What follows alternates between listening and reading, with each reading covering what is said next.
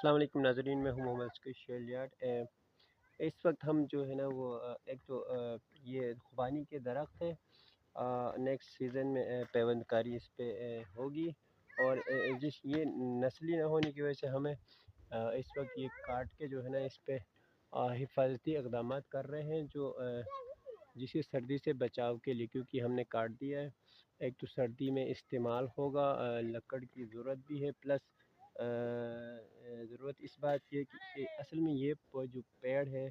اس میں جو ہے نا خوبانی نسلی نہ ہونے کی وجہ سے یہ ہمیں کاٹنا پڑا۔ اب انشاءاللہ ایک دو ماہ اس میں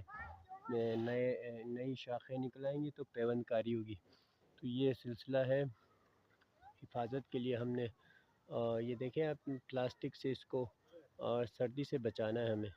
تاکہ